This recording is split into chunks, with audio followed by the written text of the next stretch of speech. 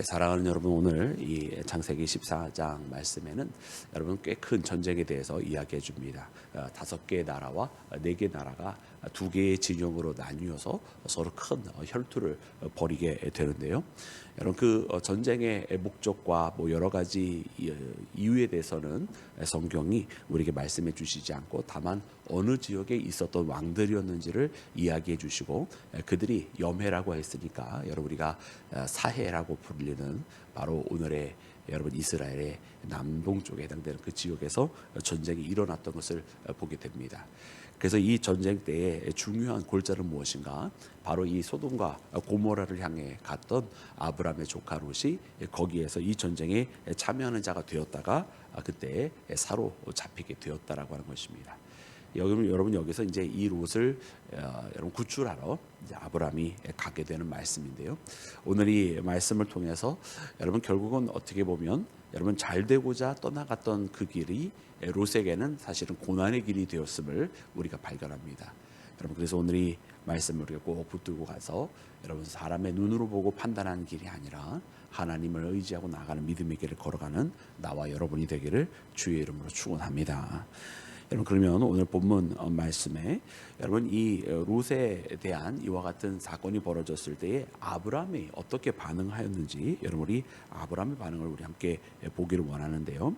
우리 함께 말씀을 읽을 때 여러분 우리 14절부터 16절까지 말씀을 우리 함께 읽겠습니다. 14절부터 16절 시작. 아브라함이 그의 조카가 사로잡혔음을 듣고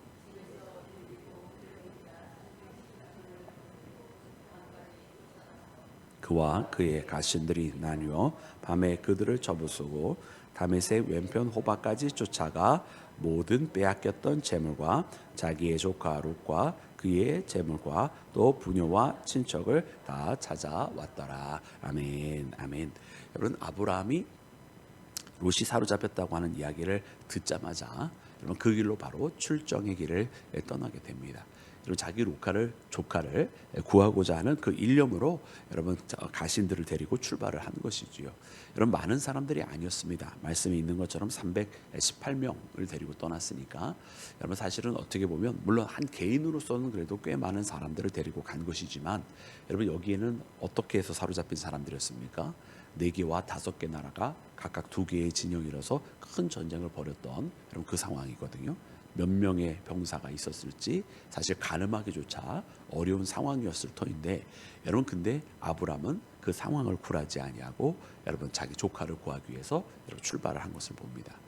그렇기 때문에 여러분 이 318명을 데리고 나가서 구출한 것은 절대로 유행이나 어떤 다른 것이 아니라 오직 하나님께서 여러분 아브라함을 통해서 역사해 주셨고 또 아브라함의 바람을 들어주셔서 여러분 그 조카 롯을 구할 수 있게 되었는 줄로 믿습니다. 뭐 우리가 사사 기드온의 이야기처럼 하나님께서 자세하게 어떻게 이 대군을 맞서 싸워서 이기게 하셨는지는 여러분 오늘 본문 말씀에는 기록을 하고 있지는 않습니다. 그러나 분명한 것은 절대로 적은 숫자가 있지 아니할 것을 우리가 예상할 수 있는 것은 지금 아브라함이 상대해야 되는 것은 뭐 한 개인도 아니었고 한 지역의 어떤 지주도 아니라 나라가 뭉쳐져 있는 상황에 있는 것이었는데 그럼에도 불구하고 그 조카를 꺼내낼 수 있었다라고 하는 것은 분명 하나님께서 역사해 주시지 아니하면 안 되는 놀라운 승리였다라고 하는 것입니다. 여러분 이 승리 가운데 우리는 반대로 우리는 롯의 처지를 한번 돌아볼 필요도 있습니다. 그러니까 롯이라고 하는 여러분 이 사람은 어떤 선택을 하였습니까? 우리가 어제 묵상한 것처럼 그가 자기의 눈을 들어서 바라보고 그리고 자기가 선택한 소돔과 고모라 방향 아닙니까? 자기가 선택한 방향인데 바로 자기가 나아간 그곳에서 여러분 이 전쟁이 일어나게 되어서 여러분 거기에서 바로 전쟁에 동참하지 않으면 안 되는 상황이 되어버린 것이죠. 그래서 복이 되었던 그 상황이 자기는 복이라고 생각했던 그 상황이 오히려 전쟁에 휘말리게 되는 여러분 그런 역설적인 상황이 되어버린 것을 보게 됩니다.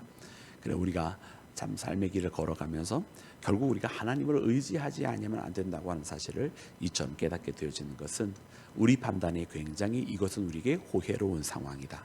우리에게 참 덕이 되고 도움이 되는 상황이다라고 하는 것이 오히려 우리에게 불리해지고 덕이 되지 아니하고 우리에게 괴로움이 될 수도 있다라고 하는 것을 분명하게 발견합니다.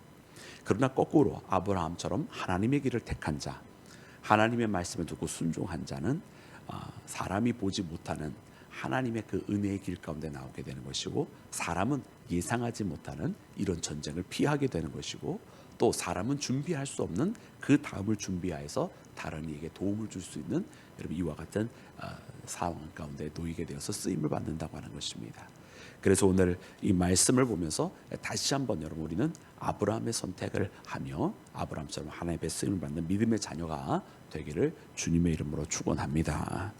여러분 두 번째로 오늘 말씀은 여러분 이 전쟁에 대해서 자세하게 기술하지 아니한 이유를 발견하게 됩니다. 그것은 오늘 이 말씀의 첫 번째 포인트는 이 롯이 사로잡히게 되었을 때 그 롯을 구하였다라고 하는 부분이지만요, 전쟁을 어떻게 치렀는지는 내용을 써주고 있지 않는데 그 전쟁이 끝난 다음에 이를 기록하고 있다고 하는 것은 오늘 이 창세기 14장의 관심이 전쟁의 전술적인 방법에 관심이 있는 것이 아니라 이 전쟁을 이긴 후에 어떠한 사건이 일어났는지를 우리에게 주목하게 하는 것입니다. 그리고 우리가 잘 아는 사건이 하나 벌어지게 되는데요, 그 사건은 바로 멜기세덱을 만나게 되는 것입니다. 이 멜기세덱은 살람의 왕이었으며 또한 거룩한 제사장이었더라라고 말씀을 기록을 하고 있어요. 우리 그 말씀을 함께 읽기를 원하는데, 우리 18절부터 우리 20절까지 말씀, 18절부터 20절까지 말씀을 함께 합독해서 읽겠습니다. 시작.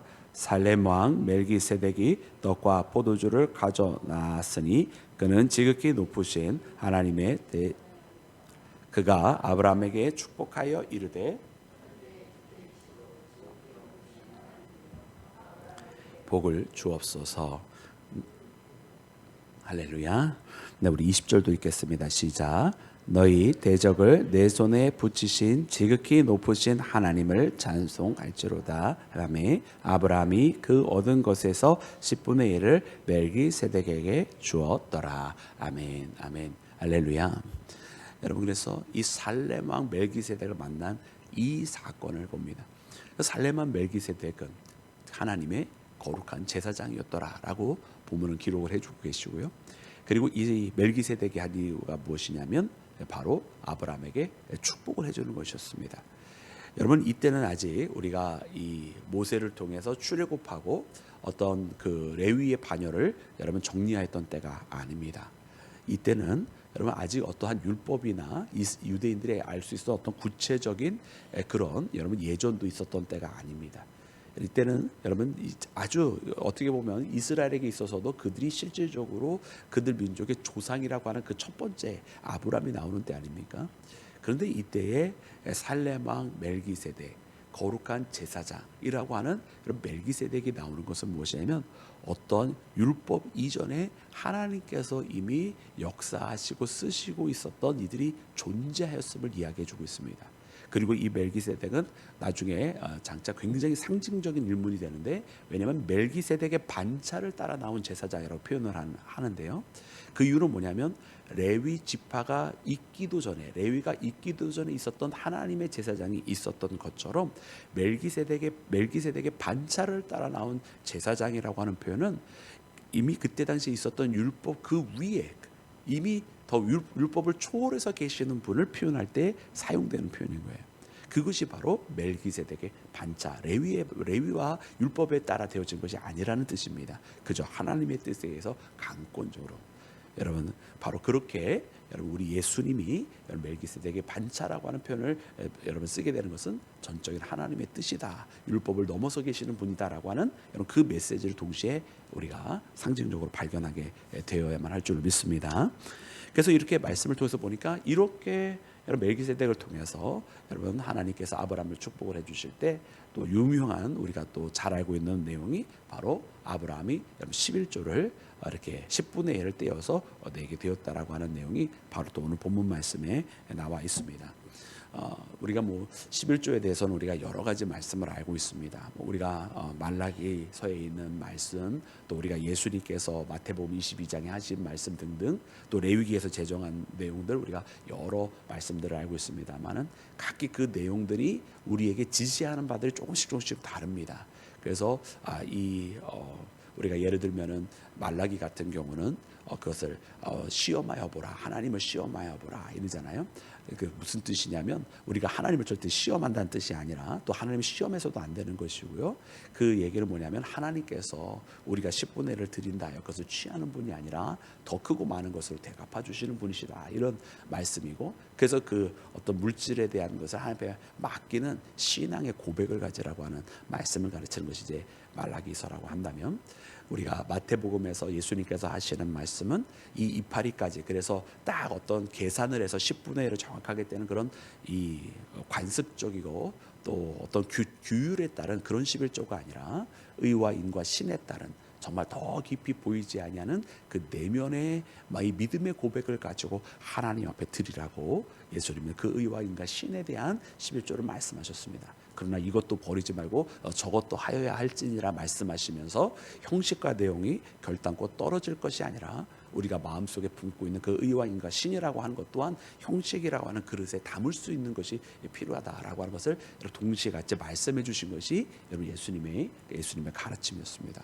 그렇다고 한다면 여러분 오늘 본문 말씀, 또 우리 레위기서에 있는 여러 가지 규율들을 아는데 그것을 떠나서 오늘의 본문의 말씀은 그러면 우리에게 무엇을 보여주시는 내용일까요?